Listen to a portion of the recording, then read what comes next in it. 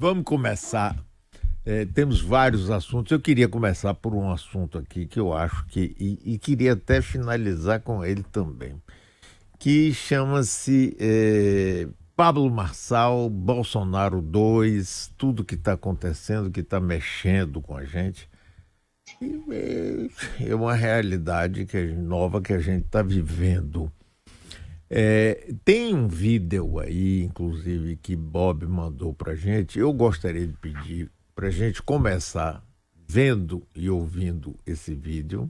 Mesmo você que estão fora do YouTube, ouçam, para depois a gente começar aí com o Jânio e passando para todos nós. Vamos lá, Danilo, por favor. Senhor, isso é problema seu. Fala assim, eu aceito a cura. Fala assim, as minhas pernas ganham forças. O meu corpo começa a desatrofiar. E eu me sinto amada.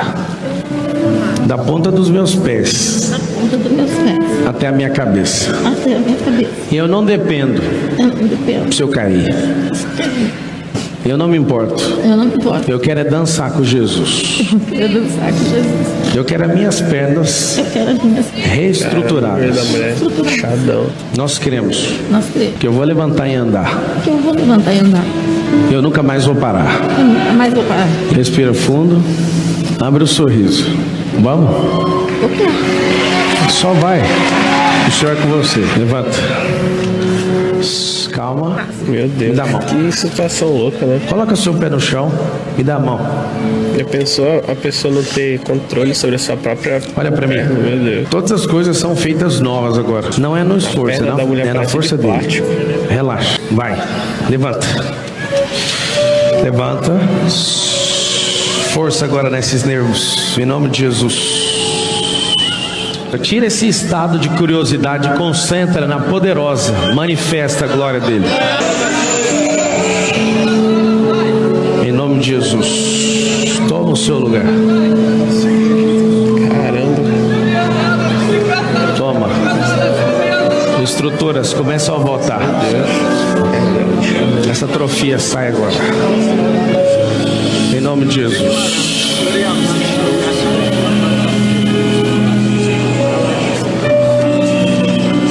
Abre os olhos. Dá um passo pra você pegar na mão dele. Vai. Vai. Vai.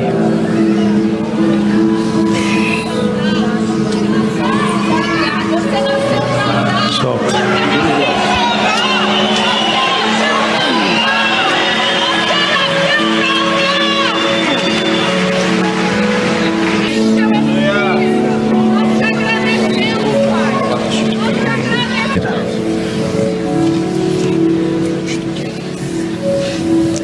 Cara, eu fiquei com vergonha dela não levantar, mas se a pessoa levanta, você ia acabar comigo pro resto da vida. Eu não ia acabar com ninguém. Amigo, escuta. Eu vi uma verdade. Aí, ô, curandeiro! Nada, aí, beleza.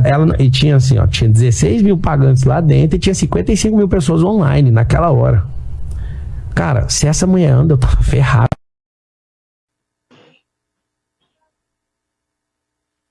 Jânio de Freitas. Olha, eu peço que outra pessoa comente aí, porque eu não entendi quase nada. Explica aí, Bob. Esse é um ser humano chamado Pablo Marçal, que estava fazendo uma sessão para fazer uma pessoa que não tem uso das pernas andar.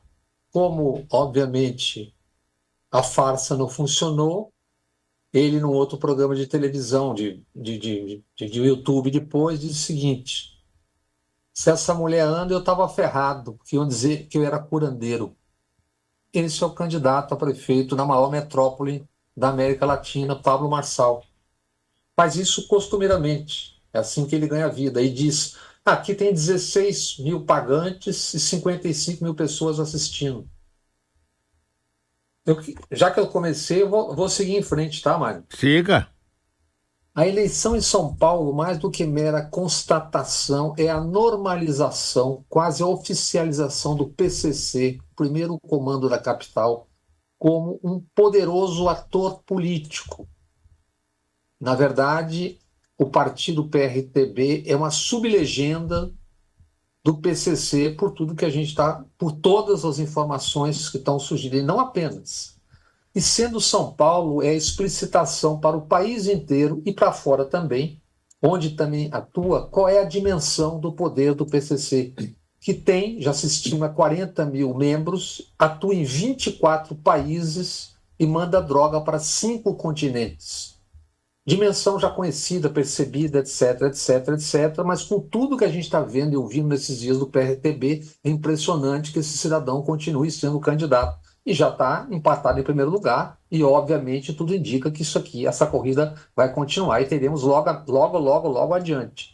O presidente do partido, que a propósito se chama Avalanche, confessa no áudio que trabalha para o PCC.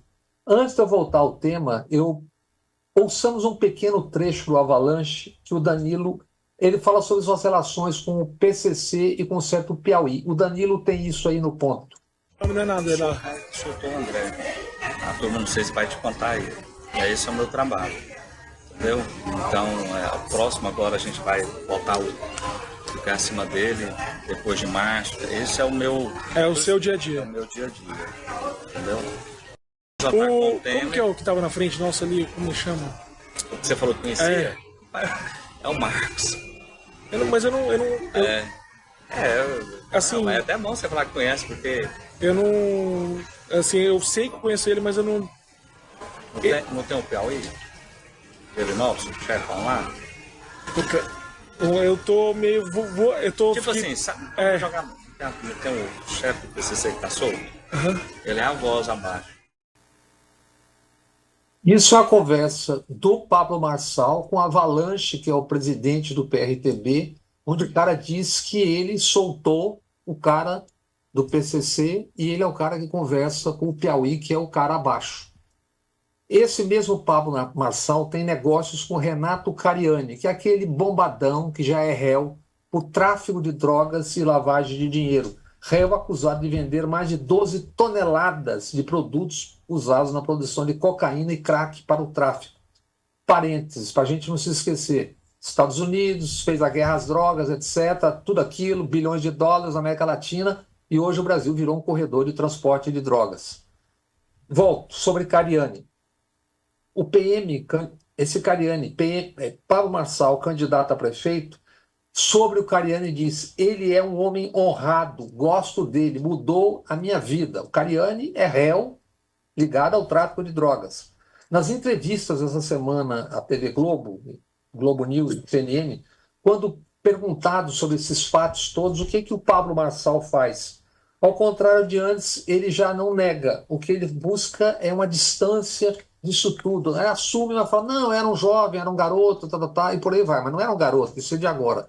No caso do Avalanche e demais condenados ou investigados na órbita do PRTB, ele faz de conta que, não, eles são, mas eu não sou, tal. E o cara continua crescendo nas pesquisas. E o TRE e a Justiça assistindo, como se não fosse o PCC. Mas isso não é só o personagem. O Ricardo Nunes, também essa semana, deu entrevistas à Globo News e não teve o que responder, não teve como responder sobre a presença do PCC no negocião do transporte público em São Paulo. Gaguejou, não conseguiu responder e foi desmentido 3 vezes no ar pelas repórteres Júlia Duairibe e Natuza Neri. O máximo que o prefeito de São Paulo, sobre relações com o PCC via transporte público, conseguiu dizer foi o seguinte: vocês têm minha palavra, vocês me conhecem, sendo que exatamente esse parece ser o problema. E para a gente ver a extensão desse assunto e da normalização, o Boulos, que é do PSOL, que não tem nada a ver com prefeitura, com PCC, no Roda Viva teve que responder uma pergunta também por causa de um antigo coisa de transporte que foi feito na época do PT, não sei o quê. Então, assim, a normalização do tema PCC. O PCC é uma sublegenda, ou os partidos são sublegendas do PCC na disputa do poder em São Paulo. E isso, se a gente ampliar para o país, nós vamos encontrar no país todo. E essa é a gravidade dessa eleição em São Paulo. É a normalização do PCC como um poderoso ator político. Ponto. É isso que nós estamos assistindo. Aí, Jane, você havia falado antes aqui em outros programas sobre a influência de traficantes e milícias na eleição, inclusive no Rio de Janeiro. Agora, com esse quadro aí traçado a partir de São Paulo, o que é que você diz pra gente, Jane? Primeiro, digo que o Rio de Janeiro se transformou num saco de pancada do país Uhum.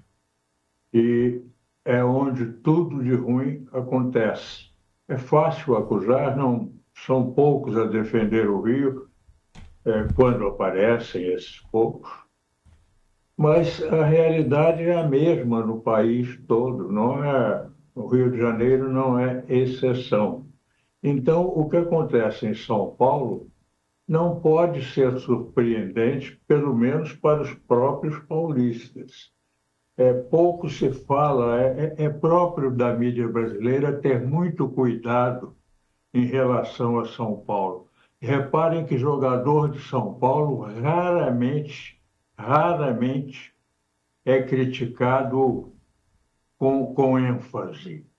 E isso é antigo na televisão brasileira, não é coisa nova.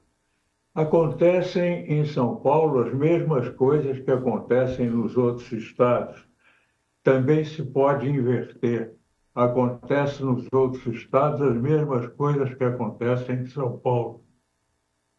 O problema é nacional.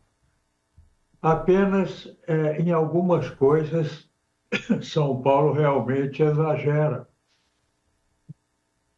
como na adesão empresarial ao bolsonarismo. Isso é uma coisa que se repete em outros estados, como Santa Catarina, Paraná, Rio Grande do Sul, o Sul, em geral. Mas não é uma coisa propriamente nacional. Um outro desses fatores da infelicidade nacional se acentua muito em São Paulo, mas não chegam a ser particularidades do Estado de São Paulo, exceto no que se refere a essa sucessão incrível de maus governantes em São Paulo. De vez em quando aparece um bom, mas é um balanço que o eleitor paulista faça do que ele tem conduzido aos poderes municipais, estadual e federal nas eleições de São Paulo, certamente deixaria decepcionado consigo, porque é um balanço quase inexplicável como resultado de eleição numa cidade como São Paulo, a mais rica do país, talvez a mais rica da América Latina, com uma população mais instruída do que qualquer outra no Brasil, talvez na América Latina,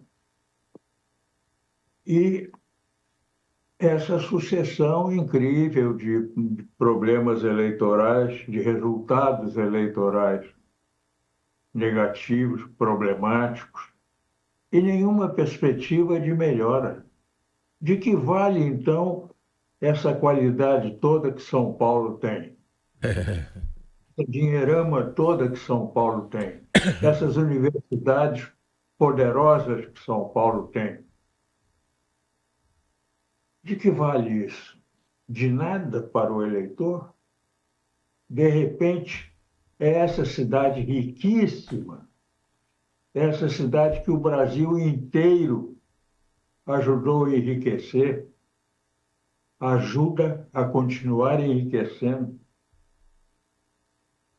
oferece esse espetáculo, esse exemplo ao país de um Pablo Marçal, uma pessoa absolutamente inaceitável, como político, como pessoa, como voz, como cara, como tudo. É inaceitável esse sujeito. É inaceitável. E de onde vem e para onde vai esse Estado? Esse eleitorado que, de repente, está igualando esse Marçal ao primeiro colocado nas pesquisas eleitorais de uma votação que ocorresse hoje, amanhã, imediatamente. O eleitor paulista precisa refletir e nós outros precisamos refletir sobre aquilo em que nos igualemos ao que há de lamentável na chamada cultura paulista, cultura política paulista. No caso do Pablo Marçal, paulistana. Sim. Mas não é só a cidade de São Paulo que sofre esse processo de decomposição cultural, política, quase todos, menos alguns, e especialmente econômica, aí a coisa vai muito bem. Porque basta olhar, por exemplo, para Minas, para ter uma medida desse exemplo que uns estados dão aos outros aqui. O que foi que apareceu de novo? É um guri, Nicolas ou Nicolás, não sei de quê, Ferreira, eu acho. É um guri completamente desatinado a imitar o Bolsonaro, o Amaral Neto, essas figurinhas, como se isso fosse alguma coisa para ser imitada. No entanto, foi a maior votação de deputado no Brasil. Foi esse guri. Em Minas, né? Em Minas. Em Minas, sim. Em Minas. Ele não é o Chupetinha, não? Assim também conhecido, não sei exatamente por que motivo. Mas não é por motivo nobre. Depende.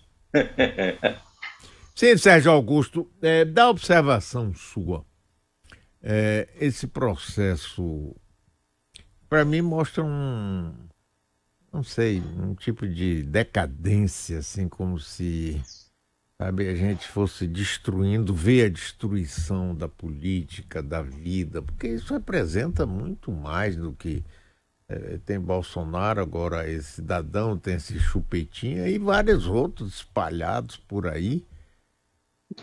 Será que a gente está revivendo um passado onde apareceram figuras dessa?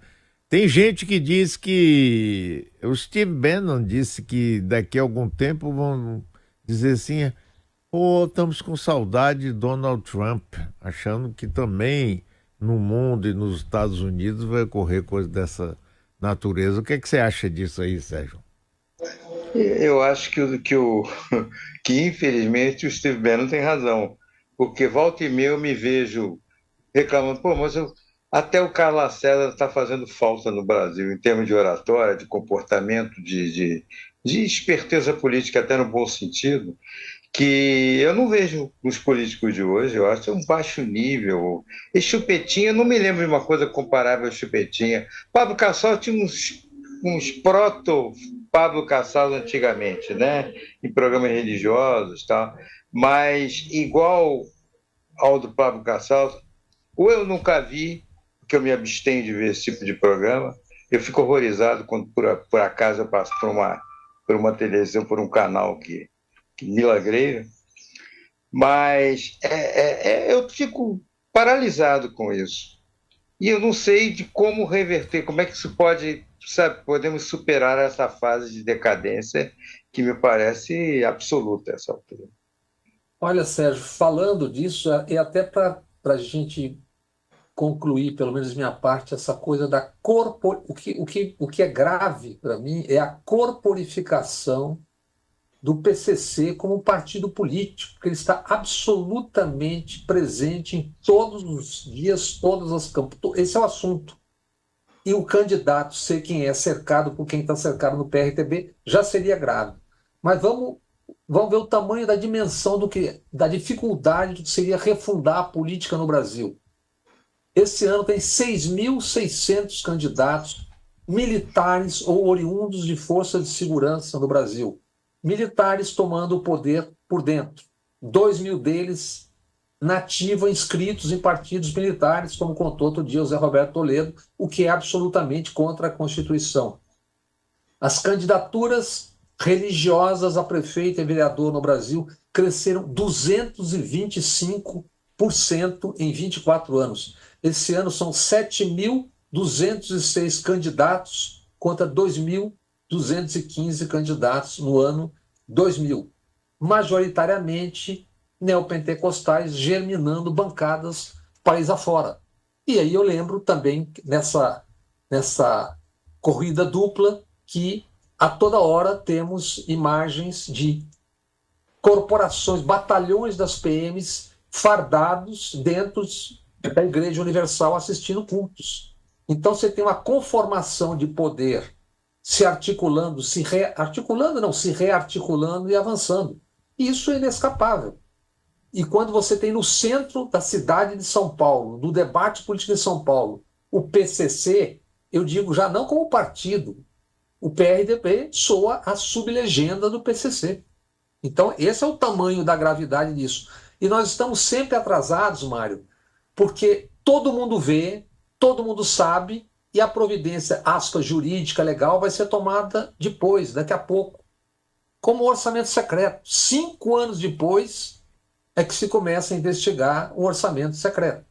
E outro tema que nós vamos a tratar aqui hoje, que é, obviamente, e tem a ver com toda essa loucura que vocês estão comentando, todos nós estamos comentando, que é a absoluta falta de regulamentação de rede social no Brasil e no mundo. Tema Elon Musk de hoje. O cidadão que quer desligar, ou ele será desligado, ou irão desligá-lo. Que é um tema grave que está acontecendo hoje, está em todas as manchetes e está em todas as principais audiências agora do Brasil, Elon Musk e o seu Twitter X.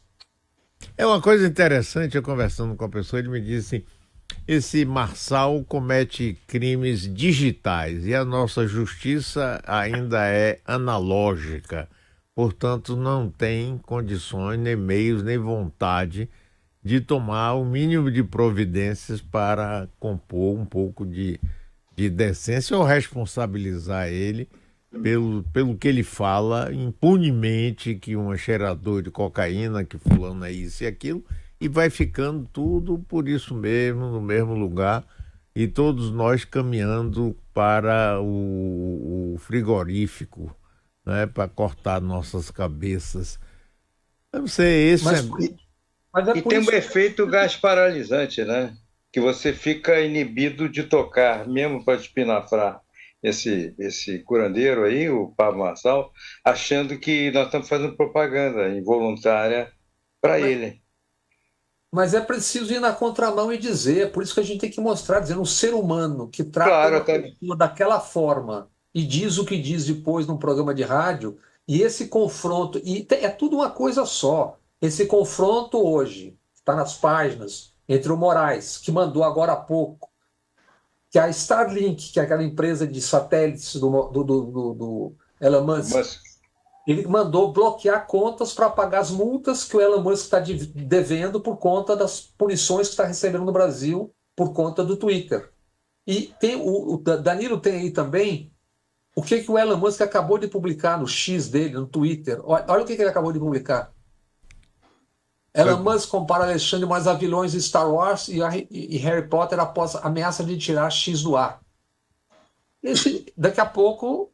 E o que ele está? Ele está arrostando a justiça do Brasil. E tem, claro, a extrema-direita... não, o cara é Esse cara quer mandar no mundo. Ele quer ir para Marte e quer ser dono do mundo. Esse é um programa, isso vai acontecer hoje, alguma coisa vai acontecer hoje. Ou sai o Twitter do ar, ou paga a conta. Ele determinou ontem que o Twitter tenha um representante oficial no Brasil, porque senão vão acabar tirando do ar. Jânio. Eu queria falar uma coisinha do Musk. Bom, o Musk, bom, já disse, vive espalhando por aí e que o Xandão é o ditador do Brasil. Ele agora ele já levou 2 espinafrações recentes.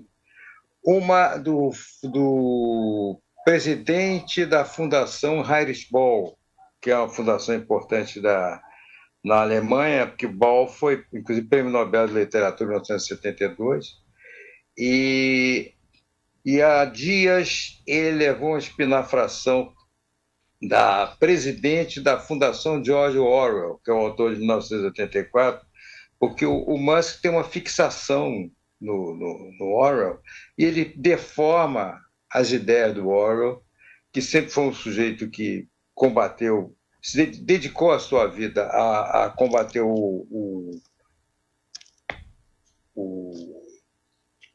qualquer extremismo de esquerda, de direita, entendeu? Ele talvez tenha sido, quem te diz, ele é um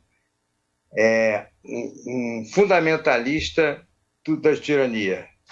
E isso está claro no livro 1984. Então, o Musk pega a frase dele, deforma a frase dele, já fez até camiseta usando frases do livro. E a Jean Seaton, se não me engano, que é a presidente da Fundação de Orwell, foi em cima dele, dizendo que, olha, não é nada disso, abstenha-se de falar de George Orwell, porque o senhor está deformando. George Orwell jamais teria dito que as pessoas podem fazer o que bem entender e confundir isso com liberdade de expressão. Como se alguém pudesse gritar fogo num auditório cheio de gente, entendeu? A direita sempre usurpou o pensamento do George Orwell e sempre gigolou 1984. Que qualquer coisa que se possa dizer sobre o governo, a tirania de 1984, ela não se aplica ao mundo inteiro. Quer dizer, você não pode chamar que o Brasil era um regime totalitário porque está indo em cima das fake news, entendeu? Então, o Musk está empobrecendo o debate político.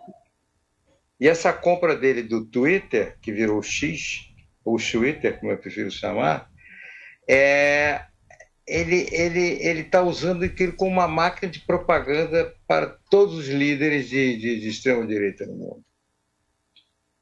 Isso me... Sabe, é preocupante. Pois é. Diga aí, Jânio. Voltando um pouco ao caso brasileiro, sim, o Musk também é um caso brasileiro na relação dele conosco, com o país e com os brasileiros em geral e em particular. Mas voltando um pouco atrás, enquanto um de vocês falava, eu comecei a pensar aqui o seguinte: será que isso que nós estamos criticando aqui é contraditório com o país? Porque é muito esquisito que isso aconteça e não haja reações verdadeiras, de fato, legítimas, sinceras, eficazes. O país vem numa degringolada ininterrupta há algum tempo já, não é uma coisa recente, é um processo que vem de longe, crescendo.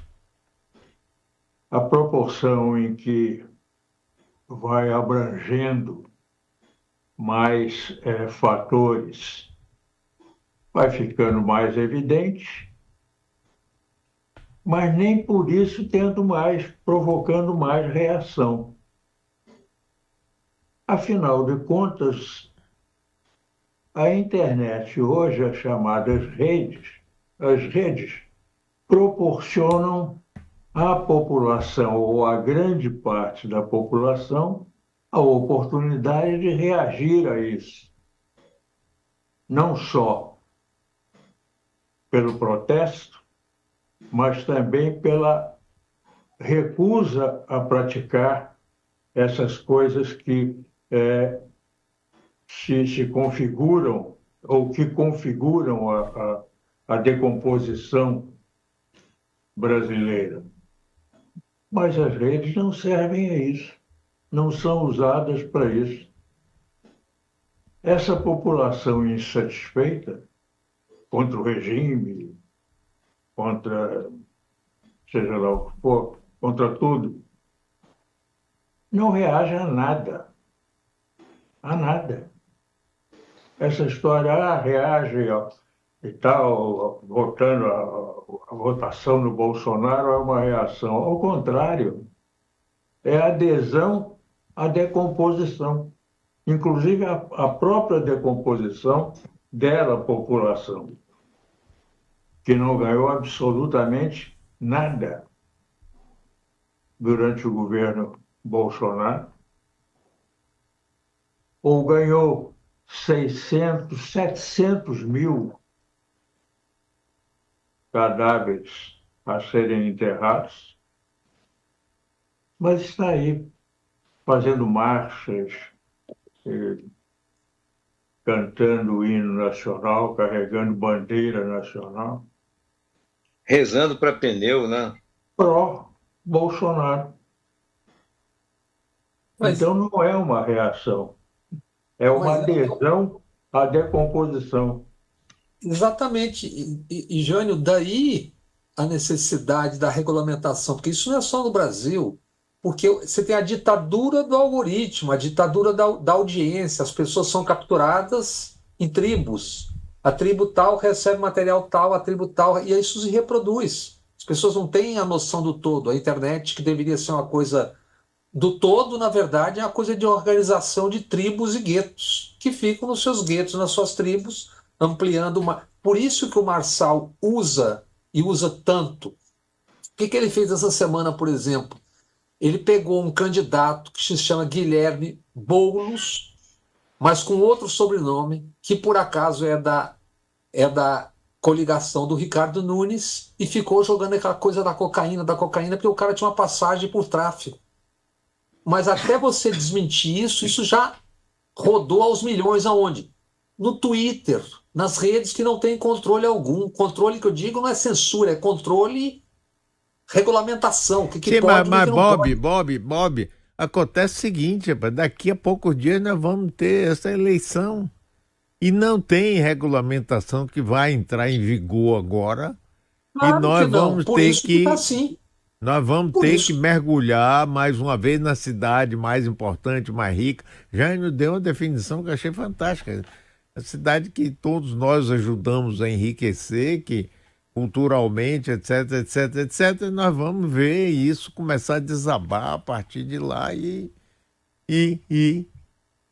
Ainda começaram as campanhas nas televisões, ainda tem uma outra etapa, porque aí você tem como expor esse cidadão nos programas eleitorais. Vamos ver o que vai acontecer. Agora, a justiça eleitoral, evidentemente, está agindo com uma lentidão. Se alguém diz que você cheira cocaína no ar, isso não tem nenhuma prova, isso você está fora do jogo, gente. Mas é que fica esse negócio do tempo político. Não, agora o cara está crescendo. Agora o cara já cresceu. Agora o cara já está empatado em primeiro lugar. Agora não dá para tirar, porque vai parecer... Fica nesse jogo o tempo todo. É isso, não é só analógico, né? É coisa de coragem mesmo. Coragem de fazer as coisas. E quando é um jogo que só beneficia o Pablo, né?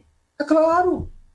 O cara tem uma máquina de fazer corte. Ele paga as pessoas para quê? Cada pessoa que conseguiu provar que mandou X mil. Você botou lá um tweet, um tweet, como você diz, e aquilo tem 100 mil reproduções, ele é pago por aquilo pela campanha do cara. Isso é obviamente ilegal e irregular. O que falta? Além do que, o cara comete um crime no ar ao dizer que o Sérgio Augusto cheira cocaína. E aí não acontece nada. Aí que eu digo que a regulamentação, quando os mandam tirar do ar, o Moraes diz isso não pode, ele diz que o Moraes é o bandido, é o cara do Star Wars, tal.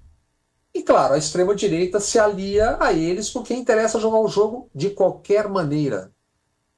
É como se fosse um futebol. Todo mundo torcendo, eu torço para esse, eu torço para aquele. Não, e é difícil você, quase que impossível você lutar com quem não tem escrúpulo, não tem o menor escrúpulo. E diz qualquer coisa e sabe que vai ficar impune.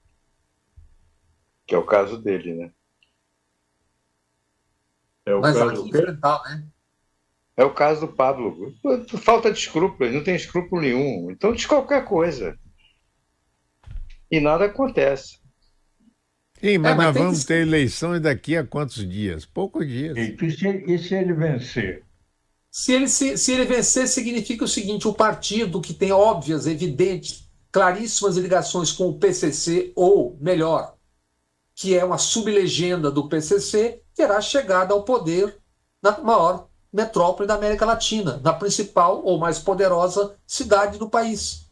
Isso é um espelho e, ao mesmo tempo, é uma projeção do que está acontecendo. Por isso, O PCC terá chegado ao poder ou terá voltado não é ao a poder? corporificação, é a corporificação. Só que a corporificação agora é muito clara. Isso que a gente já sabe que está aí, que a gente intui, mas agora esse PRTB é a corporificação de algo que já está aí há muito tempo. Lembremos do maio de 2006, quando pararam, quando uma cidade ou uma grande região de 18 milhões de habitantes, então, se rendeu e trancou-se a 3 presos. Eram 3 presos e uma cidade inteira se escondeu debaixo da cama. É isso. Então, já isso em 2006. O que tem agora é a corporificação disso. Pois é, e agora que é apresentado um plano inteligente, minucioso, inovador para um esforço pela segurança pública no país, como é que os governadores têm reagido mesmo? Claro. O ministro da Justiça entregou este plano ao presidente da República e, desde então, desde o primeiro momento, como é que os nossos ilustres governadores têm agido em relação ao plano? Depende de quais. Por exemplo, vocês têm alguma dúvida de com quem ficará a Faria Lime, ficarão os Faria Limers e o mercado, digamos, se tiver um segundo turno, Boulos e Pablo Marçal? O governador do mais poderoso estado do país fará o quê diante disso? Vai ficar com quem? Com quem a elite da grana vai ficar? Alguém tem dúvida disso? Eu não tenho nenhuma. Nem eu. Embarcarão gloriosamente como embarcaram em 2018. E a imprensa ali, claro, não estou falando do Toro, estou falando daqueles personagens ali que fica naquela procurando equivalências. Meu amigo, não tem equivalência. Não é equivalência, não há outro lado. Você tem o crime organizado de um lado e o outro candidatos com os quais você pode concordar ou não concordar. Ponto. E agora, do ponto de vista histórico, a gente viu vários exemplos desse que nós estamos vivendo agora em outros momentos. Se a gente for parar para ver como Adolf Hitler conseguiu ser nomeado chanceler do Reich alemão, você vai ver as mesmas forças, rapaz. Os grandes capitalistas financiando a luta contra o comunismo, que era o grande perigo, não é? Contra os judeus que dominam o mundo, e pronto, e vamos nessa, e avançou-se, ninguém acreditava, inclusive, que fosse acontecer, inclusive muitos judeus colaboraram até, porque não acreditavam que ele fosse chegar onde chegou, e depois você está com a pamonha na mão já feita. Então, eu não sei. Mário, Dá tempo, porque tem um assunto também importante que tem a ver com tudo isso que nós estamos falando ainda. Diga qual é. Os militares. Vamos lá. Está tratando disso aqui há 1 ano e meio, e acho que não falo só por mim, né? Acho que é uma questão central do Brasil, eventualmente fora de audiência no momento, não está dando manchete, mas eu acho que é um tema. O Exército concluiu sindicância e identificou os autores que assinaram a tal Carta ao Comandante do Exército de Oficiais Superiores da Ativa do Exército Brasileiro. Um manifesto golpista assinado por 37 militares e recebido por Mauro Cid, o ajudante de ordens, a 8 de novembro de 2022. 26 dessa lista já receberam punições disciplinares e agora responderão todos por indícios de crime, um IPM, um inquérito policial militar. Quatro oficiais assinaram isso. São 12 coronéis, 9 tenentes-coronéis, um major, 3 tenentes e um sargento. Dito isso, as perguntas. Quais militares, quem da ativa ou inativos, especialmente os mais graduados, antes e durante os 4 anos de Bolsonaro, disseram, escreveram, tuitaram, cobraram, o que fez milhões de pessoas acreditarem que seria um golpe, possível um golpe militar no Brasil? Em 2020, na véspera do 31 de março, quem assinou a ordem do dia afirmando que o golpe militar em 64 foi um marco para a democracia brasileira? Resposta: o ministro da Defesa era o general Fernando Azevedo, e a ordem do dia foi assinada pelos 3 comandantes militares: Ilques Barbosa Júnior, Marinha, Edson Leon Puyol, Exército, e Antônio Bermudes, Aeronáutica. Pergunta: qual ou quais desses comandantes foram ou serão de alguma forma punidos? Ninguém, só os 36. Não tem aquele lema dos quartéis: a palavra convence, o exemplo arrasta? É isso. Quantos ficaram 60, 70 dias nas portas dos quartéis com comandantes, ou atiçando, ou pelo menos ajudando ou assistindo? Serão punidos? Não. Só os 36? É isso. Então todo mundo sabe, todos nós sabemos o que aconteceu, como aconteceu, mas tem que encontrar um meio termo para punir. Olha, pega 36 aí e dá uma pena. É parte desse mesmo processo que o Jânio está falando, que a gente está falando de decomposição. Serão punidos? É isso. Que instituições? É isso. Em 2022, 1.500 militares disputaram eleições, vários eleitos. Esse ano, 6.600. Então, não é nada disso está isolado. Está tudo junto. Só que a questão militar já esqueceu, já nem quase não tem manchete. Bob, tudo bem, mas vamos ver aqui o seguinte. Esse pessoal, na realidade, está mais, vamos dizer, da direita à extrema-direita, certo? Então, tem bancada da bala, bancada de evangélica, bancada militar, etc. Agora, do outro lado, quem não é de extrema esquerda, que é de direita, que é de uma direita democrática, ou de quem é de centro e de quem é de direita, porque não tem a competitividade nem a garra para ir disputar de forma igualitária com esse pessoal que acaba ganhando e mudando a configuração do poder no Brasil. O que é que Jânio acha disso? Não sei, Mário. Eu, francamente, não sei explicar isso.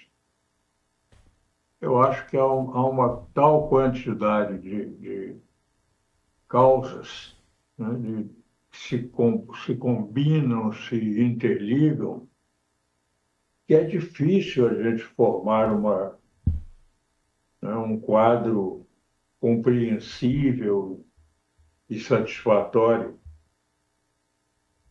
Há uma hipótese. Exatamente. Há coisas extremamente evidentes, como a falta de informação. Na verdade, o eleitorado brasileiro é uma população de incautos, né? Pessoas completamente desprevenidas e despreparadas para o exercício do voto, né?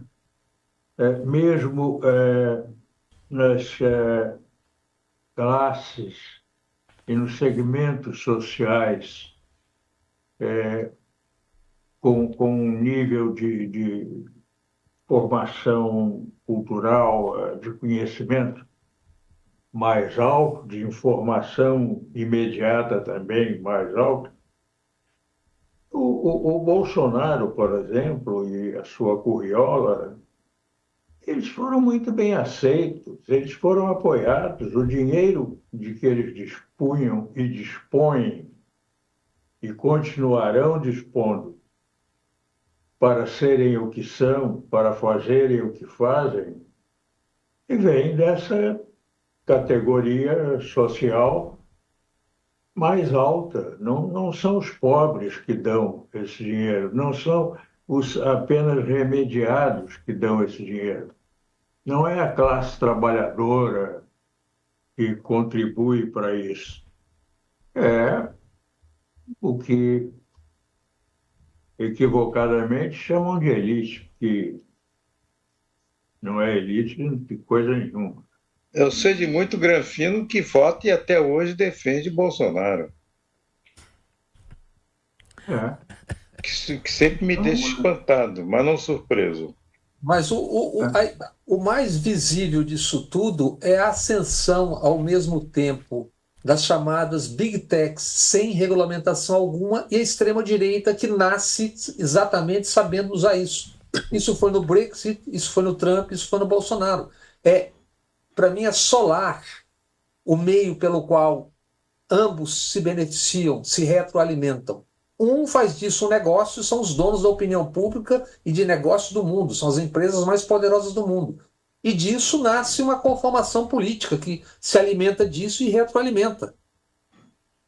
Se eles liberam o pode tudo, se o Pablo Marçal tem 110 ou 180 milhões, como tem, usando exatamente essa máquina, se o Cariani, não sei quem tem 5 milhões de usuários.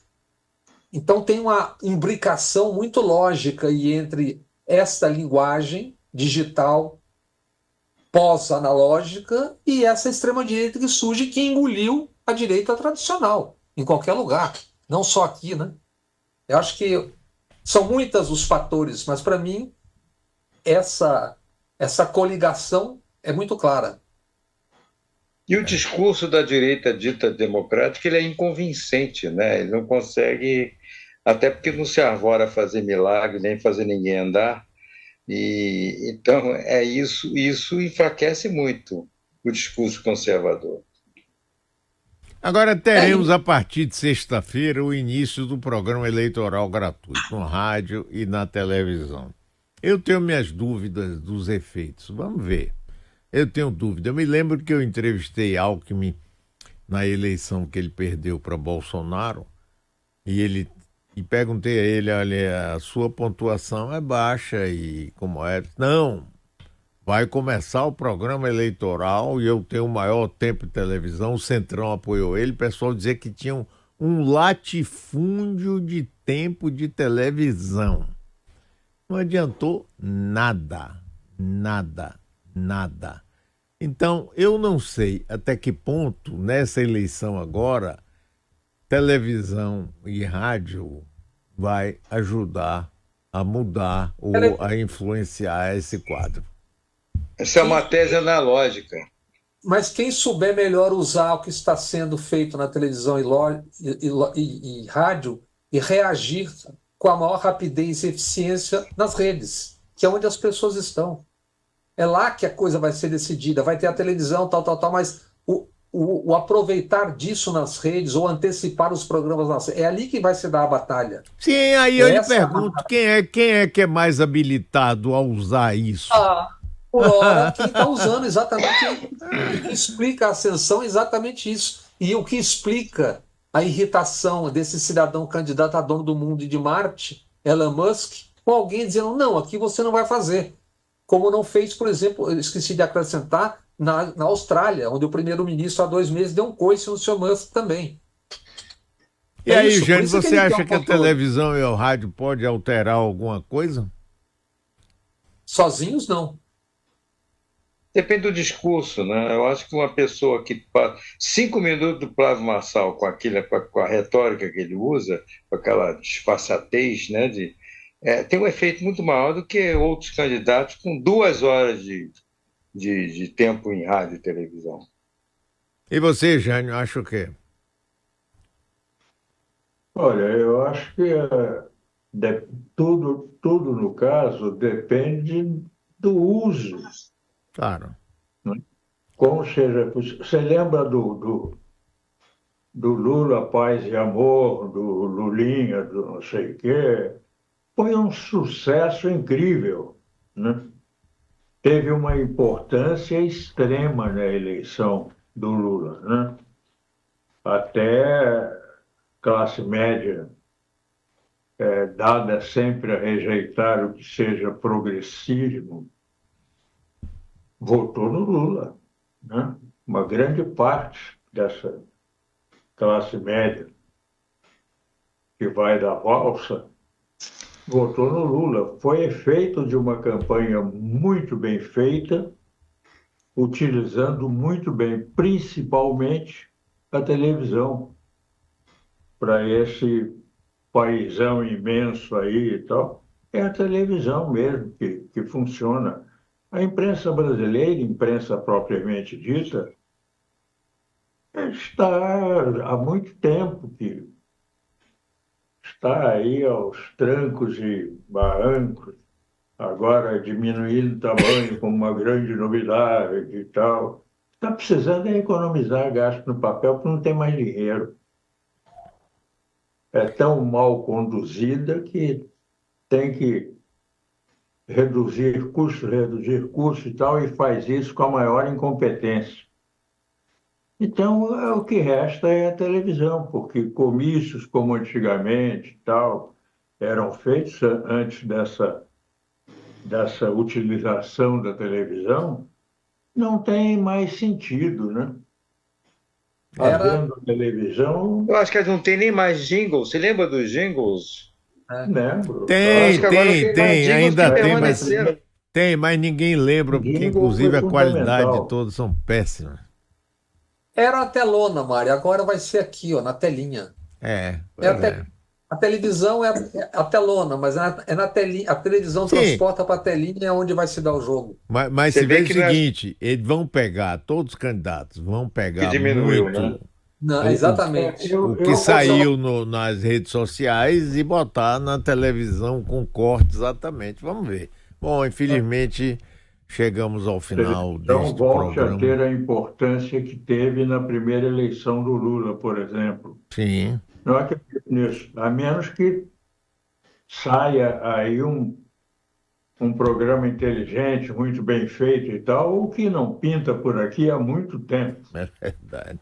O que vai influir muito mais do que a televisão são as redes, É isso.